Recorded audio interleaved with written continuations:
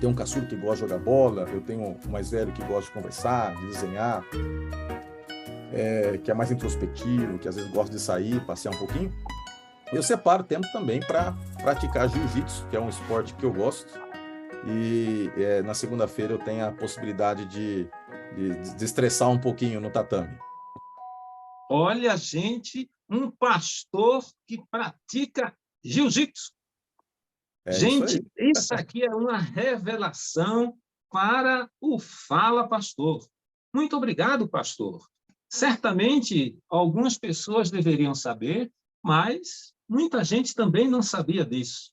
Uhum. Como este canal tem o objetivo de conhecer o pastor, eu acho que as pessoas que estão nos ouvindo, eles já estão tendo o conceito assim, será que ele é liberal? Será que ele é tradicional? Se alguém que está ouvindo essa nossa entrevista, pastor, quiser lhe convidar para jantar, para almoçar, qual é a comida que apetece o seu paladar, pastor? Pois então, alguns podem até dar risada, né? Mas minha esposa sabe que isso é verdade, tá? Não é retórico o que eu estou falando. A comida que eu mais gosto é feijão. Então, feijoada, feijão, feijoada adventista, né? O feijão, eu me apeteço muito do feijão, né? Então, o feijão para mim é o prato principal. Eu sou muito simples para comer. Assim, tem pessoas que têm um paladar assim, um pouco mais refinado, mais rebuscado, não como qualquer coisa. Eu praticamente como de tudo, né? Tudo aquilo que é viável e possível dentro das possibilidades que são apresentadas pelos padrões bíblicos, daquilo que é saudável, que faz bem para a saúde, eu como de tudo. Mas uma comidinha caseira ali, arroz, feijão, um ovo, gosto de algumas massas também, né? Então, eu sou bem tranquilo com relação a isso. A única coisa que eu não gosto de comer é laranja-lima. Na verdade, laranja-lima, chupar, né? Eu não gosto. Eu gosto de laranja bem azeda, às vezes até limão. Laranja-lima não é comigo. A única coisa que eu passo realmente, agradeço e passo a vez. Mas o resto, eu sou bem tranquilo assim na parte de alimentação. Muito bem, pastor. Pastor, você assiste filme? Assisto. A sala de aula pode estar vazia, mas o professor vai falar. Você já ouviu especialistas falando de professor? Você já viu secretários falando de professor? E o professor? Porque ele não fala dele mesmo. Aqui, no canal Ricardo Santos Historiador, tem um quadro chamado Fala Professor. Exclusivo desse canal, estreia agora em janeiro. Te inscreve lá para você receber a notificação.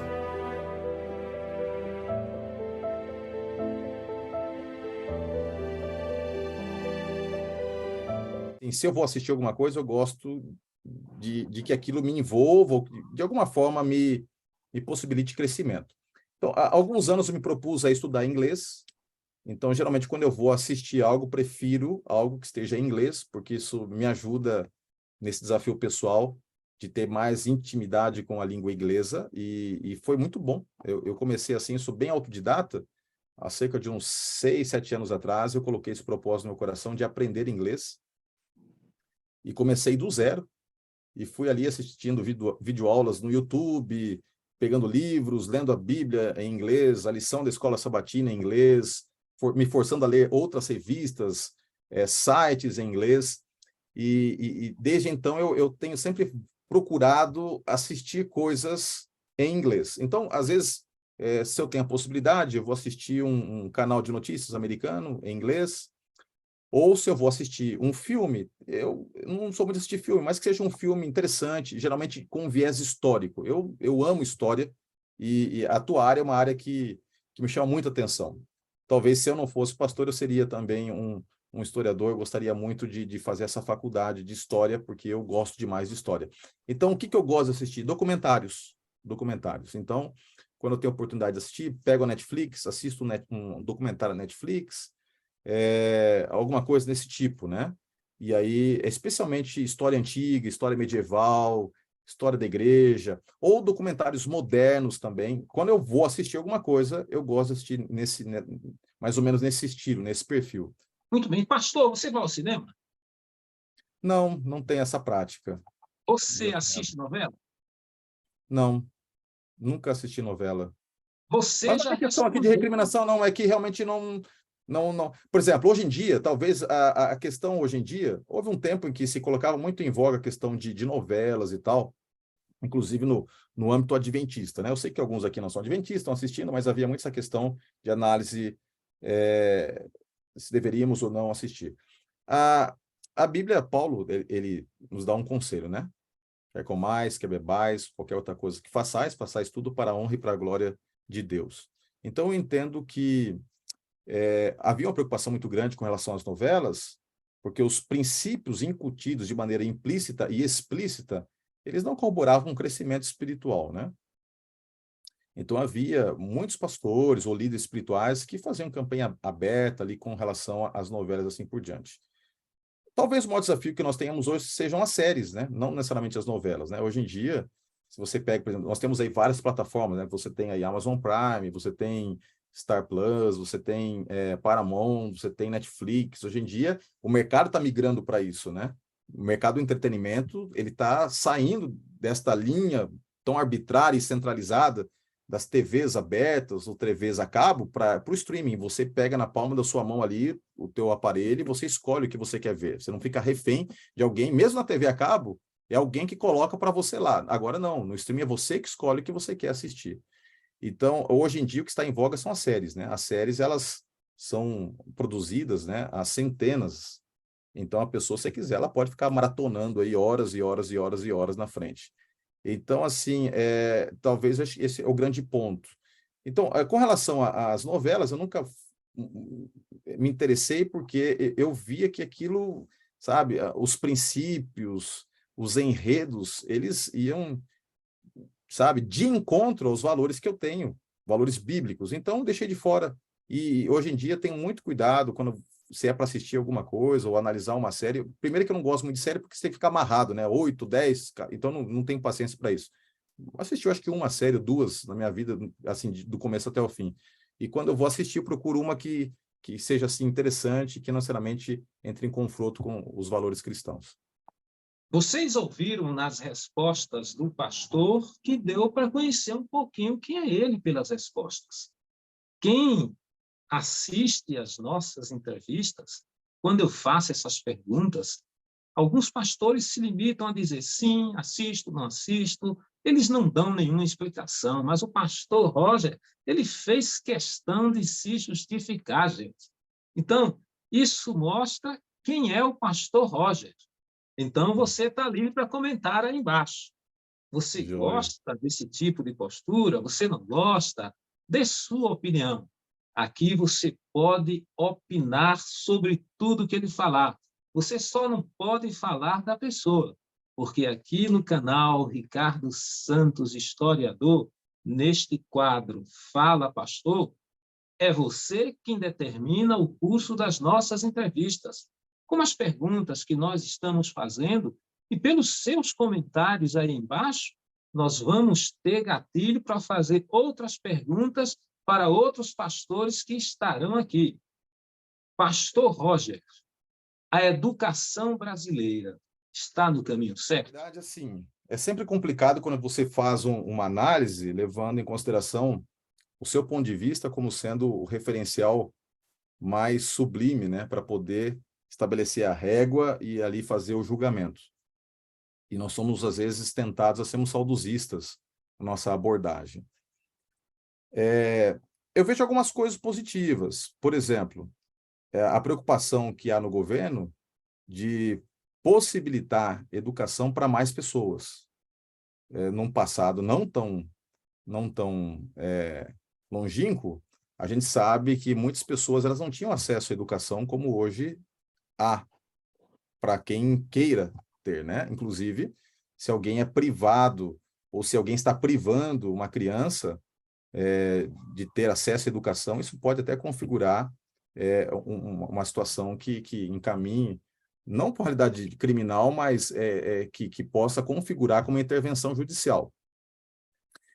Porque partimos do pressuposto de que educação é um direito para todos. Então, eu vejo evolução na disponibilização da educação para mais pessoas. Então, nós temos o analfabetismo despencando nos seus índices. Então, isso não é uma interpretação, isso é um fato, né? Nós temos hoje uma geração que lê mais, no sentido de não ler mais do que se lia no passado, mas que consegue ler, entendeu? Então, essa é a abordagem que eu estou colocando aqui. Por outro lado, eu entendo que a educação também ela tem ficado um pouquinho mais superficial, no sentido de que uma análise, comparando a educação dos meus filhos com a que eu tive, havia no passado uma ênfase em ajudar a pessoa a ser mais pensante, né? Mais pensante. E nós estamos vivendo uma geração hoje em dia que gosta de tudo muito pronto. As pessoas gostam de clicar, não gostam muito de pensar.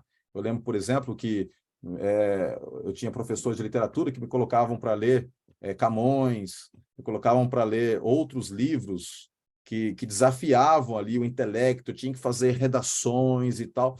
Agora, hoje em dia, por exemplo, com a inteligência artificial que está aí, em voga, né? ChatGPT, assim por diante, a gente percebe que tem muitos atalhos sendo tomados no processo educacional, em que, em vez da pessoa se tornar pensante, ela acaba sendo desafiada e preparada para ter acesso a muitas ferramentas para encurtar processo. Na verdade, ao encurtar o processo, ela se autolimita na sua potencialidade. Então, esse é um problema que eu vejo, e talvez esse vai ser o grande ponto. Inclusive, estava lendo outro dia uma matéria, a dificuldade que alguns polos acadêmicos vão ter de fazer agora, inclusive, avaliações e mensurar o que é realmente produzido pelo aluno e o que é produzido pela inteligência artificial. Esse é um ponto que cada vez mais, inclusive, fica a minha sugestão para você analisar em outros momentos aí, professor, sobre isso, porque está chegando com tudo. E como eu tenho estudado, e minha área também é comunicação, o ChatGPT, de alguma forma, ele é incrível. Você dá um comando lá, eu falo assim, eu quero que você faça o desenho X, o desenho mais louco possível, a inteligência artificial produz. Olha, eu quero que você produza um texto para mim. Outro dia, eu falei assim, por exemplo, eu quero que você produza um texto com linguagem acadêmica, XXX. Então, aí ele me produziu um texto todinho. E aí, como é que o professor vai saber se aquilo foi o aluno ou se foi realmente, entendeu, a inteligência artificial? Então, há possibilidades até de você driblar a capacidade analítica do professor de fazer essa avaliação. Então, existem alguns desafios que estão postos, né? E talvez o grande ponto que eu tenho aqui de ressalva ao processo educacional no presente é justamente a situação de que a educação no passado ela tinha como foco conduzir o aluno à busca de verdades, né? Então, assim, inclusive a universidade, a própria palavra universidade vem disso. É a busca de uma unidade, de um ponto em comum de verdade no meio de uma diversidade. Hoje nós estamos vendo o contexto da pluriversidade, com a chegada do pós-modernismo, em que as verdades absolutas não são mais valorizadas, em que tudo pode ser verdade, dependendo do ponto de vista de quem olha. Isso é o relativismo puro, né, que a gente está vivendo. Então, a gente, hoje em dia, tem uma dificuldade justamente de você propor essa busca pela verdade. E essa relativização da educação também, ao meu ver, diminuiu um pouquinho a qualidade da mesma. E você percebe isso claramente. E os professores têm sentido muito isso, a falta, inclusive, de respeito em sala de aula. Então, são algumas dificuldades que a educação tem trazido e desafios que estão postos e a gente vai ter que encontrar uma solução. Muito bem, pastor. Ainda dentro dessa área, tem uma outra pergunta aqui, mas eu quero informar para os nossos ouvintes que aqui no canal nós temos um quadro Fala Professor, e nós entrevistamos um doutor em inteligência artificial, e ele Legal. fala sobre isso. Ele mostra que a inteligência artificial, ela aprende com a interação. Quanto mais você interage com ela, mais ela aprende, mais o seu cérebro fica maior. Então, se você tiver interesse nesse tema, já sabe. Acesse o Fala Professor, que está aqui em nosso canal, e você vai conhecer um pouco mais sobre isso. Pastor Roger, você é pastor da Igreja Adventista do Sétimo Dia, você é declaradamente uma pessoa religiosa, mas nós vivemos num país laico, onde o Estado ele não deve ter preferência por nenhuma religião. Então, eu lhe pergunto, você concorda que o ensino religioso deve existir na escola pública? Esse é um campo bem complexo de ser analisado, e eu vou ser bem cuidadoso aqui nas minhas considerações, porque, às vezes, algo que é colocado fora do contexto pode virar um pretexto para uma interpretação equivocada, né? Ou uma análise equivocada daquilo que a gente fala. Na minha maneira de pensar. Eu quero lembrar, pastor, que aqui é só a sua opinião. Você não é nenhum especialista na educação, Sim. e as pessoas estão interessadas na sua opinião. Uhum. Então, ninguém espera aqui que a sua opinião é a opinião de um especialista. Não, é o que o pastor Roger pensa sobre isso. Uhum. Particularmente, eu vejo assim, com muito receio essa ideia de uma educação religiosa ser ofertada. Embora eu seria, pelo meu lado cristão, tendencioso a achar que seria legal, por outro lado, eu percebo que isso abriria um pretexto para muita confusão e para uma dificuldade muito grande de você ter normas que regimentem essa situação. Porque eu preciso e entendo que, como o Filho de Deus, uma das características básicas que tem é o livre-arbítrio e a possibilidade de desenvolver um crescimento pessoal numa esfera de liberdade. Deus nos fez livres, nos deu a liberdade. E, geralmente, essa equação Estado e Igreja, quando ela se torna somatória, isso acaba sendo um problema. Historicamente, isso é um fato, não é uma questão de análise. Se você analisar com bastante cuidado o que aconteceu na Idade Média, quando o Estado se mescla com a questão religiosa para determinar os parâmetros sociais, nós temos problemas. Inclusive, dentro desse escopo maior que nós temos hoje, de 1/3 da população mundial basicamente está dentro do contexto do islamismo, a gente percebe também que, eu não estou aqui querendo me dar opinião agora com relação ao islamismo, posso em outro momento até falar sobre isso, mas nós vemos muitas pessoas que sofrem a imposição, entendeu? A obrigatoriedade, e existem alguns países que não são laicos, né? Alguns estados que não são laicos, e a gente percebe problemas gravíssimos que até minimizam a possibilidade de crescimento social. Então, eu particularmente entendo que nós precisamos fazer essa separação, a não ser que haja uma opção familiar por se colocar o filho num ambiente em que a liberdade da família, a escolha religiosa da família encontre eco, né? Por exemplo, eu como cristão prefiro e escolhi que meus filhos estudem numa escola cristã. Mas, de repente, alguém que é muçulmano quer que o filho seja educado numa escola, né, com valores islâmicos, ok, não há nenhum problema. Agora, quando se fala de Estado, introduzir isso, escolhimento de Estado, aí vem a grande questão. Qual vai ser a norma central do Estado? Vamos ser bem diretos aqui, sabe? Ok, nós vamos colocar como a religião base para doutrinar os filhos na escola pública o catolicismo, ou seja, nós vamos ter problema com os evangélicos? Vai ser o viés doutrinário evangélico? Nós vamos ter talvez problema com o adventismo, que talvez discorde de alguns parâmetros, e os espíritas, como é que ficam? Tá entendendo? E aí e o ateu, como é que fica? Ele vai ser obrigado a rezar o Pai Nosso ou a fazer uma oração, né?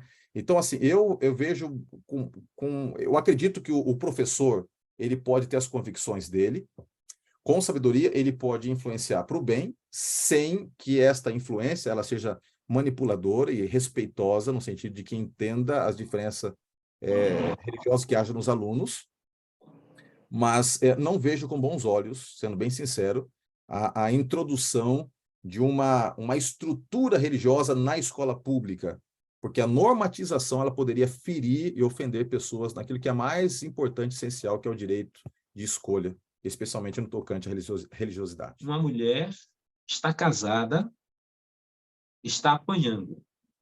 Ela não trabalha, só o marido trabalha, ela já denunciou. E não houve um efeito. Qual a sua opinião para esta mulher agora? Eu estou fazendo essa pergunta porque tem muitas mulheres que estão nessa situação e, às vezes, precisam de alguma orientação. E aqui eu estou tendo a oportunidade de estar com o pastor.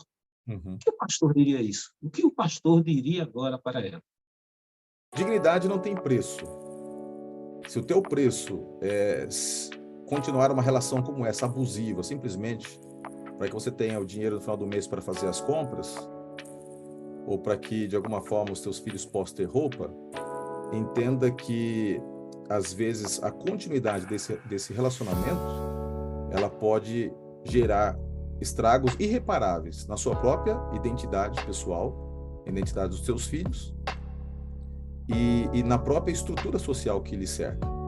Porque, querendo ou não, a multiplicidade de casos como este acabam normatizando a situação que não pode ser vista como sendo normal. Então, o meu conselho seria que, se você está num relacionamento abusivo, que primeiro você quebre o silêncio, que você denuncie, que você age dessa forma e que busque apoio e suporte em pessoas que poderiam estender a mão nesse momento.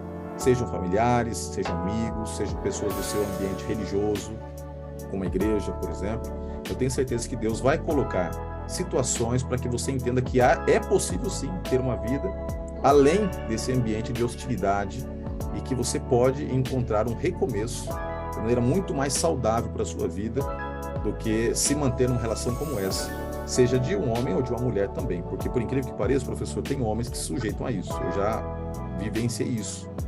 Situações em que a mulher, por ganhar mais e porque, assim, estava num ambiente diferenciado, se impunha fisicamente também, judiando, oprimindo, emocionalmente e até fisicamente o companheiro. Então, serve para os dois lados. Pastor.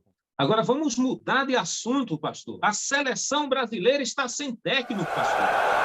E o presidente da FIFA, ele quer um técnico estrangeiro, que já falou com esse técnico, e esse técnico só vai assumir no ano que vem, pastor. Você tem alguma opinião? Você concorda com a FIFA? Você teria um outro técnico para a seleção? Vamos lá, vamos lá. Você tocou numa ferida, porque eu gosto de futebol, viu? Eu gosto. E eu acompanho futebol e modéstia à parte, é uma área, assim, que eu tenho intimidade, né? Então, vamos lá. A gente veio de um contexto futebolístico em que, por muito tempo, o êxito das equipes pesava muito sobre a influência individual de alguns jogadores. Portanto, as seleções que tinham os melhores valores individuais, elas tinham, de certa forma, a maior possibilidade de êxito, né, em conquistas. De algum tempo para cá, o que tem estado mais em evidência são os modelos táticos. E aí, acima até do valor individual, um esquema tático. Só explicar, não sei se você que está assistindo gosta de futebol, o que acontecia. Por exemplo, antigamente, se você pega, por exemplo, a seleção de 70, que para mim e para muitos foi a seleção mais plástica de se ver jogando, o futebol mais bonito de se ver jogar. O nível de ação, às vezes, ficava em 40 metros, 50 metros, entre uma linha e a outra, né? Então, o futebol era mais espaçado. O jogador, ele pegava a bola, ele conseguia pensar 3, 4 segundos, aí ele tocava. O jogo era muito mais lento. Hoje em dia, o jogo é muito mais físico. E como o jogo é muito mais físico, o jogo acontece num espaço de campo muito apertado, ali de 20 metros, às vezes em 10 metros. Você pega numa faixa de 10 metros, né? Você tem um campo com mais de 100 metros, mas você pega uma faixa de 10 metros, está todo mundo ali. É muito apertado, né? Porque é muita movimentação. E o bloco avança, o bloco recua e assim por diante. E nesse novo modelo, nesse novo molde de jogar-se futebol, é que a escola europeia ela foi se prevalecendo sobre a sul-americana. Você para analisar nos mundiais de clubes, nos próprios mundiais de seleções, com raras exceções, quem tem ganhado sempre, geralmente, são os europeus, porque eles valorizam mais essa questão tática. E pela primeira vez na história, o Brasil fez algo que é contrário à sua lógica natural, que é de enfatizar treinadores, né, nascidos no Brasil, assim por diante.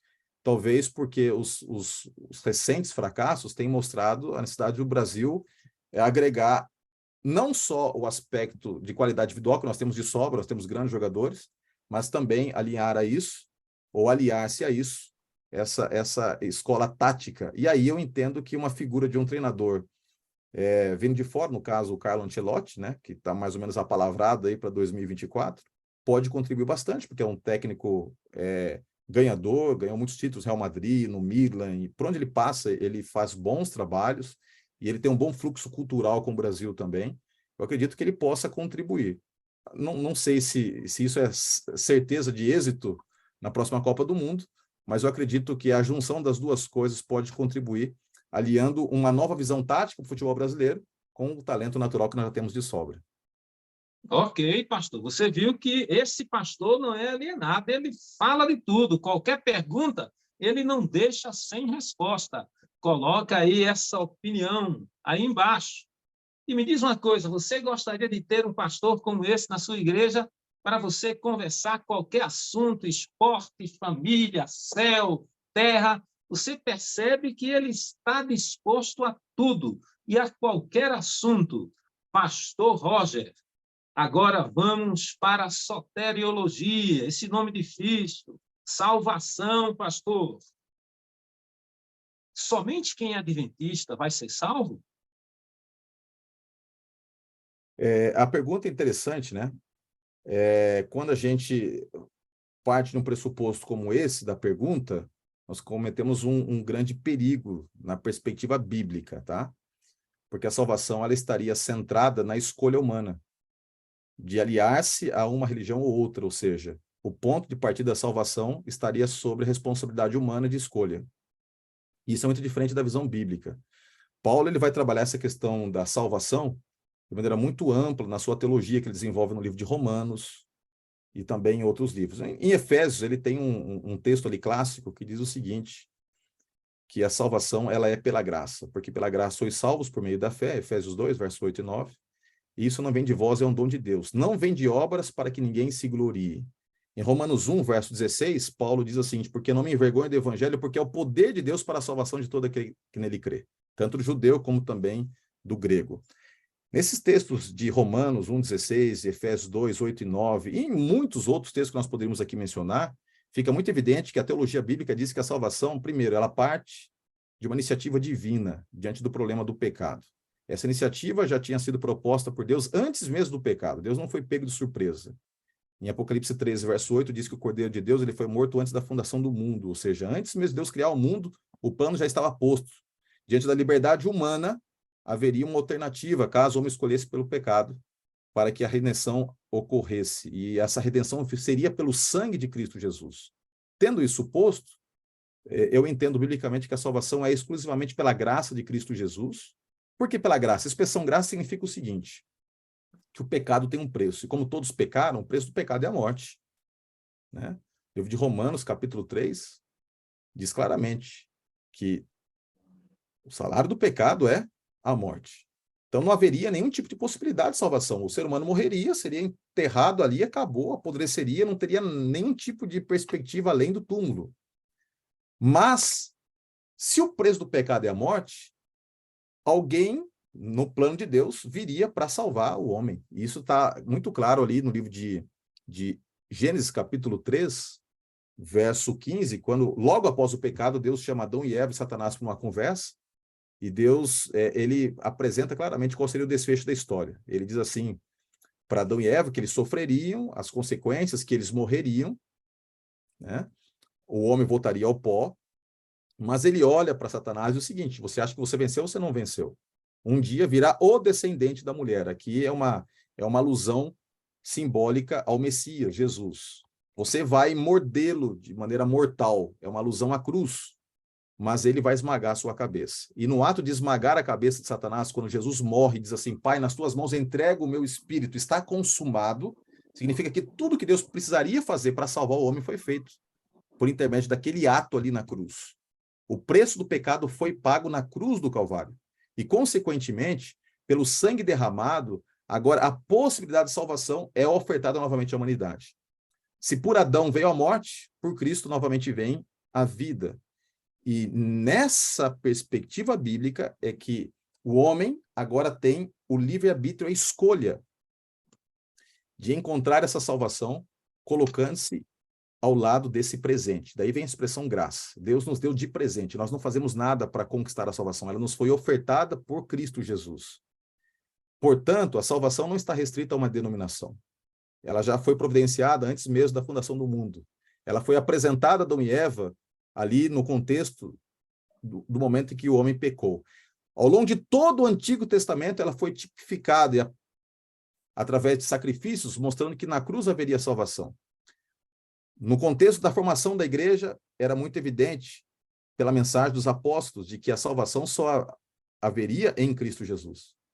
E no contexto escatológico final, a salvação também está centrada em Cristo. Portanto, a pessoa não precisa ser adventista para ser salva, ela precisa ter em Cristo Jesus a sua base, o alicerce e a escolha. Eu aceito esse presente, eu aceito Jesus como meu Senhor e Salvador. E, obviamente, que eu aceitar a Cristo, Cristo começa uma obra na minha vida. E essa obra me leva às mudanças necessárias, inclusive a orientação por intermédio do Espírito de que caminho eu devo seguir, inclusive me direcionando na parte espiritual e eclesiástica também. Muito bem, pastor. Existem muitas perguntas aqui, pastor, sobre Ellen White em relação a essa profeta da Igreja Adventista.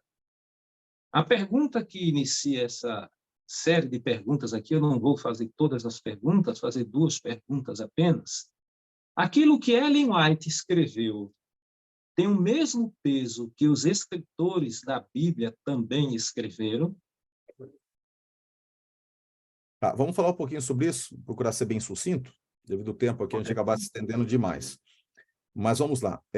A gente tem que analisar primeiro alguns contextos teológicos, né? Contexto de revelação, de inspiração e de iluminação. Porque se a gente não falar sobre isso, fica uma posição muito vaga. O que é revelação? É aquilo que Deus nos dá. Então, Deus revela. Essa revelação pode ocorrer de várias formas, né? Deus pode escolher visões, Deus pode escolher sonhos, Deus pode transmitir sua revelação por intermédio do instrumento humano, né? Profético. Então, revelação nada mais é do que uma mensagem que nos chega partindo de Deus. Iluminação é a capacidade humana de compreender essa mensagem, por intermédio do Espírito Santo. O mesmo Espírito que dá a mensagem, ele também atua na nossa mente para a gente possa entender, para que a mensagem seja compreensível. Iluminação, tá? Então, revelação é o conteúdo que nos é outorgado. A iluminação é a capacidade de compreensão, tá? E esse é um outro aspecto. E inspiração nada mais é do que a atuação do Espírito Santo nesse processo de comunicação, tá? Tendo isso posto, a Bíblia diz claramente que Deus, ele sempre, em Amós, trabalha isso com muita clareza, que Deus não faz nada sem antes revelar seu segredo aos seus servos, os profetas. E nós temos na Bíblia vários profetas que tiveram seu papel específico para um momento específico, mas que não necessariamente foram usados por Deus para deixar o grande legado que nos comunica o plano da salvação, que é a palavra de Deus, a Bíblia. A gente sabe que a Bíblia tem 66 livros, 39 no Antigo Testamento, 27 no Novo. Foram 40 autores ali usados por Deus. Mas alguns são mencionados, mas não escreveram nada na Bíblia. Por exemplo, Natã. Natã teve um papel profético importante, ele foi usado por Deus para repreender Davi quando ele pecou. Mas a gente não sabe muito da vida de Natã, e Natã não escreveu nenhum livro da Bíblia. A grande pergunta, Natã é menos importante ou mais importante que Isaías? Ele é um instrumento tanto quanto Isaías, ele não é mais importante nem menos. Ele teve a mesma função profética. A palavra profeta, no hebraico, nabi, no grego profetê, significa mensageiro. O que é o profeta? O profeta é só um mensageiro. Ele recebe a mensagem, ele passa.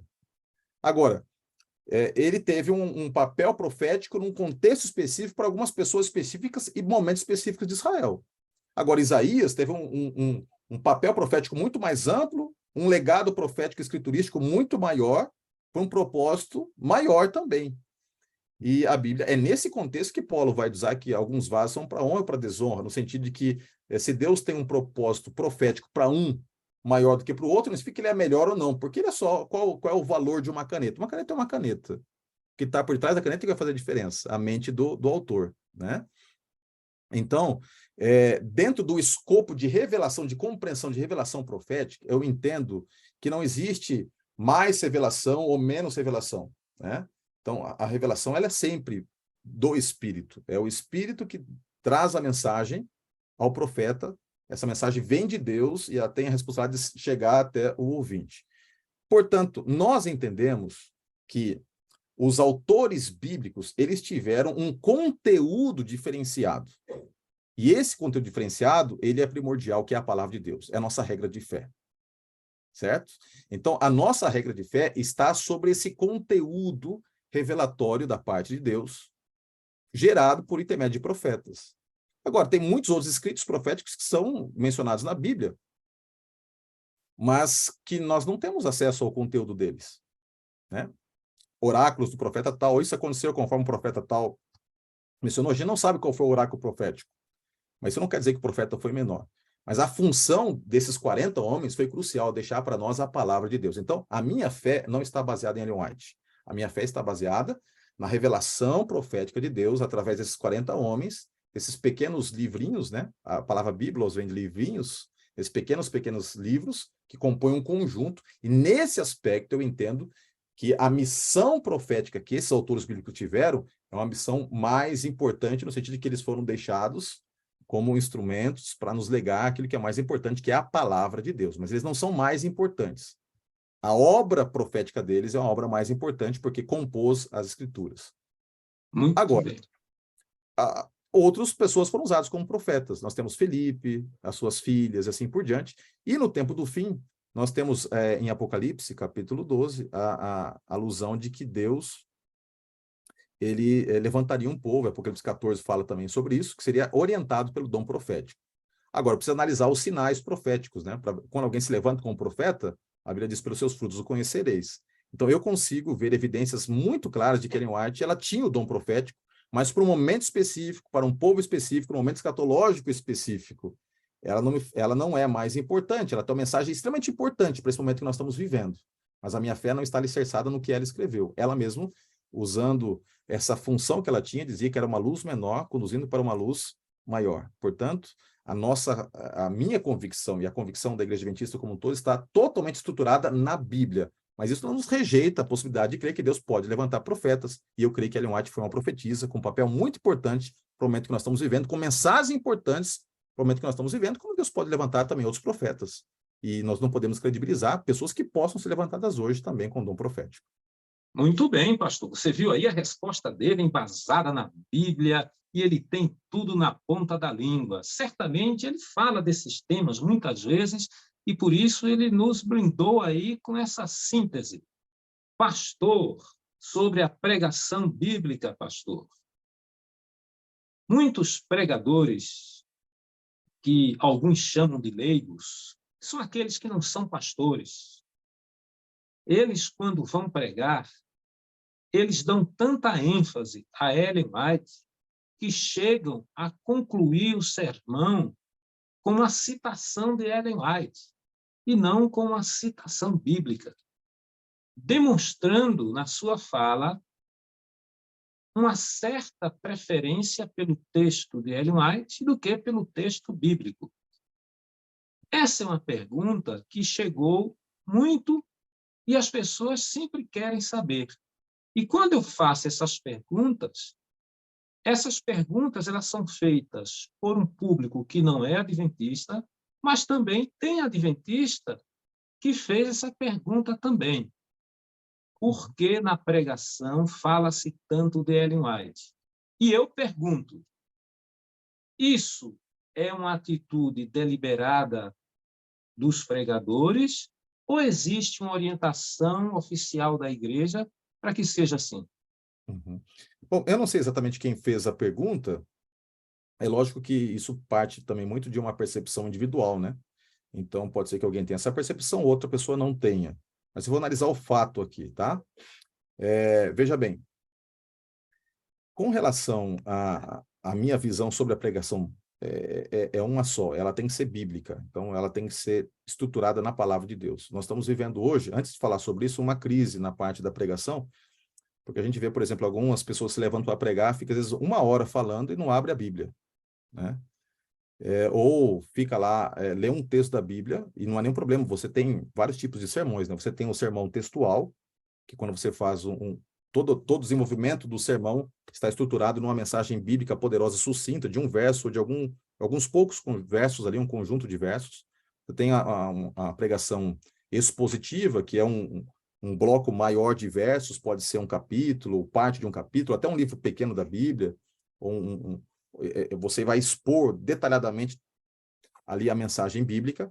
Você tem a pregação temática, em que você estuda um assunto, pegando vários textos da Bíblia que te embasam a apresentar aquele assunto.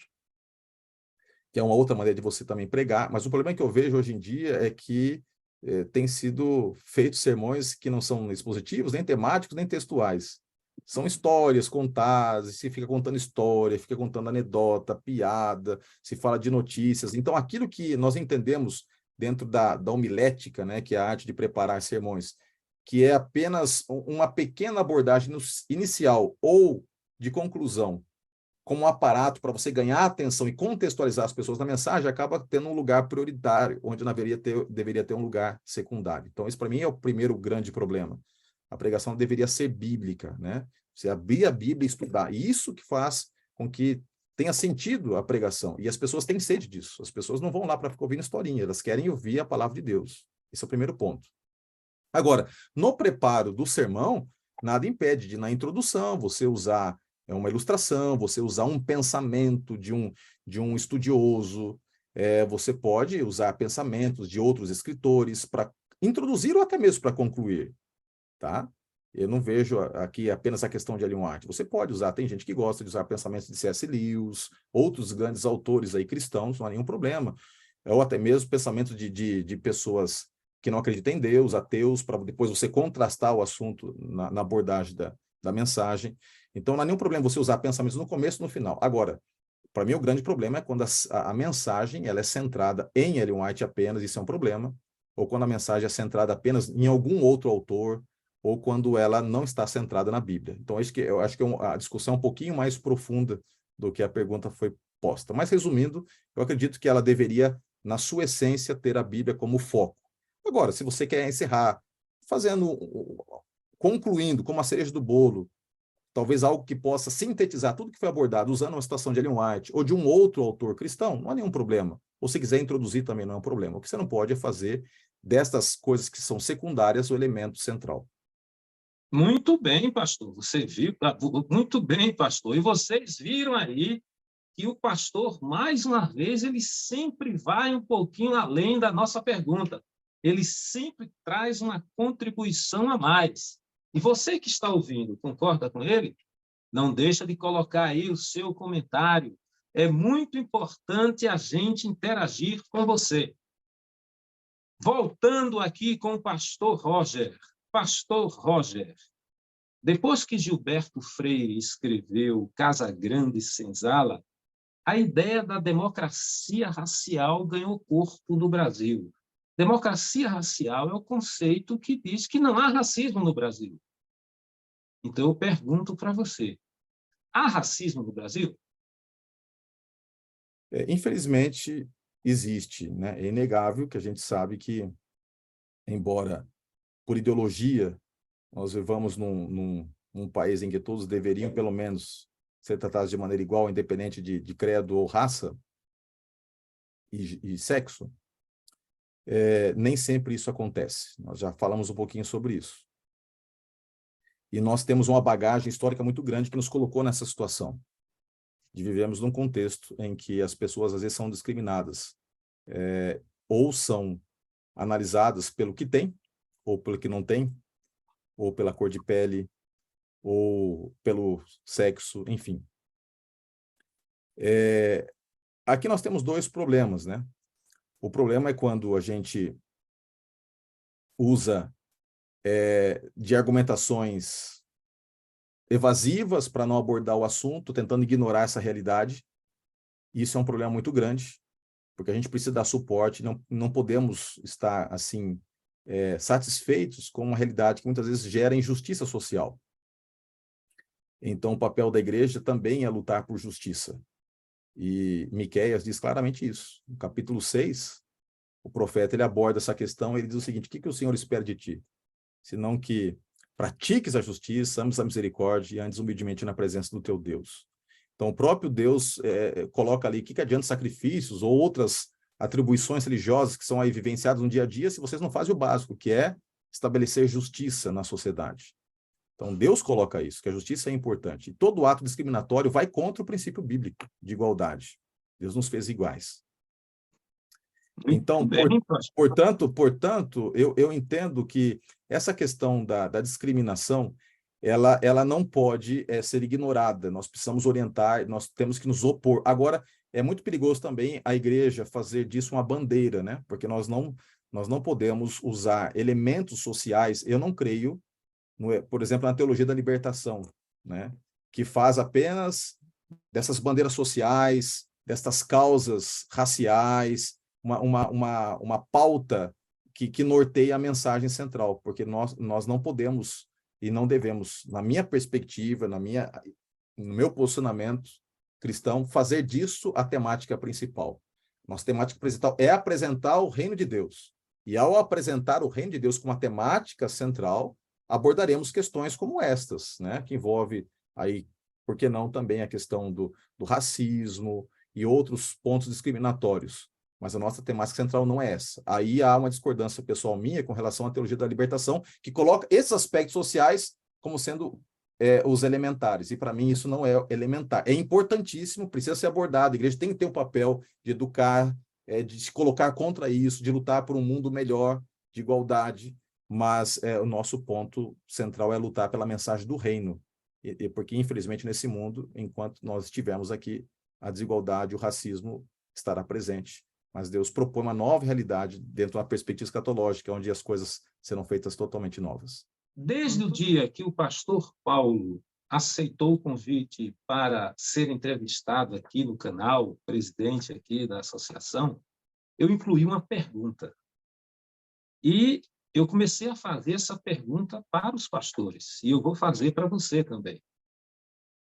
A pergunta é sobre o chamado. Eu conheço um pastor que já foi presidente de vários campos. E eu estudei com ele no 2º grau, numa escola pública lá do Recife, 13 de Maio. Na época era uma escola top. E ele já dizia, quando eu for pastor, para onde Deus me chamar, eu vou. E a vida dele, enquanto presidente, eu já vi ele em um campo, passar 1 ano e meio, o campo estava crescendo, de repente ele foi para outro. E quando eu soube que ele estava em outro campo, eu disse, não, ele cumpriu a palavra dele. E ele nunca termina ele nunca termina aquele período completo, porque ele sempre diz ao presidente dele, pastor, se tiver um chamado, se passar para mim, eu vou aceitar. Então, está nas suas mãos.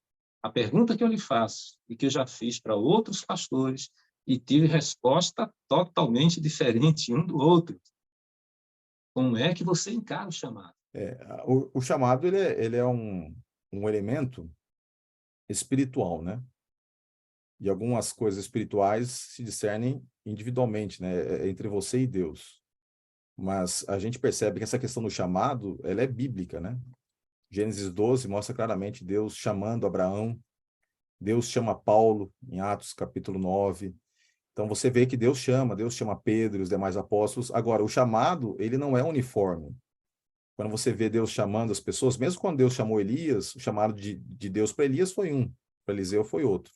Acho que o grande ponto no chamado é você entender primeiramente e compreender vividamente que o chamado vem de Deus.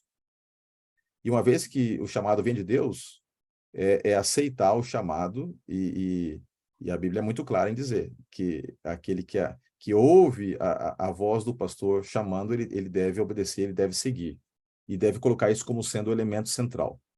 O próprio Eliseu, ao escutar o chamado de Deus, que foi feito por intermédio de Elias, não teve tempo nem de se pedir direito para a família, né? Ele teve que sair prontamente. Em alguns outros casos, a gente percebe que Deus trabalha o chamado de uma forma diferente. Agora, tendo a perspectiva organizacional da igreja, eu acredito que aí está o grande ponto. Primeiro, você tem a compreensão muito evidente de que Deus te chamou para o ministério, de que isso não é encarado como um emprego. Isso eu tenho muito claro no meu coração. Eu sempre digo, Senhor, no momento em que eu entender que o ministério pastoral para mim se tornou mais uma possibilidade de emprego do que um elemento espiritual de chamado, eu não posso estar. Não seria justo contigo nem com a igreja estar. Esse é o primeiro ponto. Tendo isso em mente, eu tenho procurado sempre ouvir a voz de Deus, e há várias formas de você entender se o chamado vem de Deus ou não, ou se é apenas uma situação humana ali, porque você vai, ainda mais se você, no âmbito pastoral, tiver algum tipo de destaque e fizer bem o que você pode fazer, você vai se deparar com muitas situações de chamados, né? E às vezes 3, 4. E às vezes chamados chegam duas os três ao mesmo tempo. E aí, qual que é de Deus, qual que não é? Então é muito complicado você avaliar qual é de Deus, o qual não é. É lógico, tem um livro que eu gosto e recomendo, Como Conhecer a Vontade de Deus. Esse é um livro que você pode procurar depois, publicado pela CPB, Como Conhecer a Vontade de Deus. Esse livro, ele coloca que existem vários elementos para você saber se é de Deus ou não, algo que acontece na sua vida. Por exemplo, você pode orar diretamente a Deus, você pode buscar resposta na Bíblia, às vezes Deus pode responder diretamente pela Bíblia, você pode ter resposta pelo Espírito Santo falando contigo, e às vezes você pode ter a resposta através de amigos, homens espirituais que podem te orientar e assim por diante. Vou dar um exemplo aqui. Quando eu era pastor em Santa Catarina, eu recebi um chamado para ser pastor no Paraná, de uma grande igreja ali, a Igreja do Boqueirão. E na época o presidente e outros amigos que eram de Santa Catarina disseram: não, nós temos para você um outro chamado, temos planos para você aqui e tal, e tal, e tal. E fizeram de tudo para que eu não aceitasse esse chamado.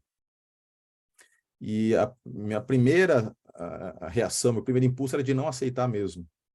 Mas conversando com Deus, em oração, e depois conversando com alguns amigos, eu entendi que era realmente para ir. E fui, pela fé. E hoje, olhando para trás, eu percebo que foi a melhor coisa que eu poderia ter feito. Mas eu não vou mentir para você, não é comum. Geralmente, todos os chamados que vieram, eu fui. Mas houve um específico recentemente que eu recebi e, na época, eu fiquei muito balançado. E eu, com dor no coração, acabei rejeitando. E, na época, eu fiquei muito triste. E, geralmente, você só vai entender isso quando você está muito afinado com a voz do Espírito Santo, e é de maneira retrospectiva que você vai fazer a tua análise, se você deveria ter obedecido ou não aquele chamado. Então, mais do que ter uma resposta pronta aí ou não, eu procuro estar muito afinado com Deus para que Deus me oriente nesse aspecto. E nesse caso específico, agora recente, eu acabei escolhendo não optar para ir para essa localidade, para esse chamado, e é impressionante, né? Algum tempo depois, o presidente que havia me chamado, 3 meses depois, saiu da função. E aí, possivelmente, eu estaria em sérios problemas se eu tivesse ido, porque quem foi lá tinha outros planos, tinha uma outra ideia. Então, eu acredito que naquele caso específico, Deus me orientou para não ir. Então, é muito difícil você estabelecer uma regra, ó, tudo que vier, vá, ou tudo... Então, é uma questão muito, ao meu ver, muito pessoal, de comunhão com Deus, de direcionamento da parte de Deus, porque a maneira como Deus conduz a nossa vida é individual, né? Cada um, ele direciona de uma forma. Muito bem, pastor. Ele fala mesmo, ele fala muito, ele gosta de dar a resposta completa. Pastor, que sonho você já realizou? Sei que muitos. Diga um sonho. Ser pai. Um sonho que você pretende realizar. Falar com fluência em inglês. Eu já consigo me comunicar bem, mas ainda não sou totalmente fluente no inglês. Qual a importância desse canal para a sociedade? Acho muito importante, porque é uma possibilidade inclusiva de se analisar uma visão de mundo, analisar também pensamento de líderes religiosos. Isso sempre enriquece. Quando você estuda história, estuda vida de pessoas, opiniões, numa plataforma tão gostosa como essa, eu acredito que isso sempre enriquece. Pastor, qual é a sua mensagem para o público que está lhe ouvindo? Eu queria deixar para vocês aqui um último recadinho de Deus. A vida passa rápido, você pode fazer muitas escolhas ao longo da sua vida. Mas no livro de Eclesiastes, lá no finalzinho, eu vou tomar a liberdade aqui de abrir aqui minha Bíblia. Eclesiastes, capítulo 12, verso 13. De tudo o que se ouviu, a conclusão é esta: tema a Deus e guarde os seus mandamentos, porque isto é o dever de cada pessoa. Porque Deus há de trazer a juízo todas as obras, até as que estão escondidas, quer sejam boas, quer sejam más. Aqui Salomão, ao terminar o seu livro, ele fazendo uma análise de tudo que ele tinha vivenciado, ele coloca o seguinte: você pode fazer muitas coisas. Ele chega a dizer aqui no mesmo livro, olha, se você quer levar-se pelas suas escolhas, os corações possa, vive intensamente, só saiba de uma coisa: um dia nós vamos ter que prestar conta a Deus de tudo o que nós fizemos. Então eu diria que se você entender o seu senso de finitude, de que a vida passa rápido, você vai pensar com muito carinho nas escolhas que você faz a cada dia, porque no final de contas, a nossa vida no final se resume à somatória das escolhas que nós tomamos ao longo de toda a vida. Esse é o nosso grande legado. As pequenas escolhas vão gerar a grande escolha que é a nossa vida, né? A nossa vida que fica como um legado. E que a sua principal escolha seja esta, temer a Deus.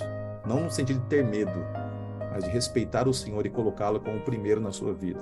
E todas as demais coisas vão ser ajustadas em todas as áreas da sua vida. Muito obrigado, pastor Roger, por nos conceder essa entrevista. Eu sei que você ainda tem agenda a cumprir essa noite, porque você falou antes da entrevista, mas mesmo assim você não deixou de ser você. Você respondeu todas as suas perguntas e não diminuiu as palavras, não encurtou as respostas. Você quis entregar o melhor ao público. Muito obrigado por essa sinceridade, muito obrigado por se revelar como é. E agora nós vamos ouvir o público, depois que ele ouvir e ver essa entrevista, a reação dele, e que Deus possa lhe abençoar e que esse público continue com a gente, porque aqui no canal Ricardo Santos Historiador é assim. Aqui o pastor fala quem ele é, e aqui você sabe quem é o pastor.